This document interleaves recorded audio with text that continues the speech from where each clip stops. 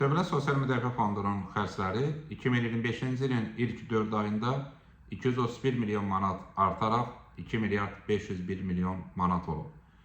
Dövlət Sosial Müdafiə Fondunun bütövlükdə xərclərindəki artım öncədən proqnozlaşdırılırdı və bu Dövlət Sosial Müdafiə Fondunun 2025-ci il büdcəsində də öz əksini tapmışdı. Belə ki, təsdiq olunmuş büdcədə bütövlükdə fondun 2025-ci il xərclərinin 10% artması nəzərdə tutulub. Bu demək ki, fond 2024-cü illə müqayisədə 10% daha çox vəsait xərcləyəcək.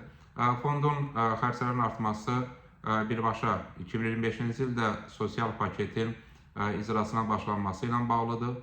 Belə ki, bir tərəfdən minimum pensiya məbləği artırıldı, digər tərəfdən pensiyaların indeksləşdirilməsi həyata keçirildi və biz əmək pensiyalarında 2025-ci ilin yanvarın 1-dən etibarən artımları müşahidə etdik. Bu artımlar əmək pensiyası alan vətəndaşlarımıza şamil olundu. Həm yaşa görə əmək pensiyası, əlilliyə görə əmək pensiyası və ailə başçısını itirməyə görə əmək pensiyası alan vətəndaşlarımızın pensiya məbləğlərinə şamil olundu.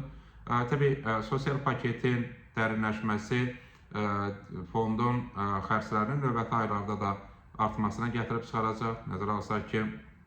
Nəzərə alsaq ki, sosial paketin dərinləşməsi ilə bağlı göstərişlər var.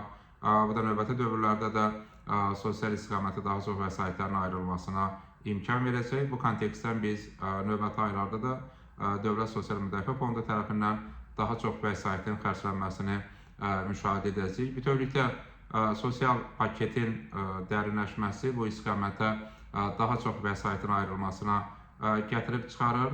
Bu da təbii ki, fondun xərclərində öz əksini tapır.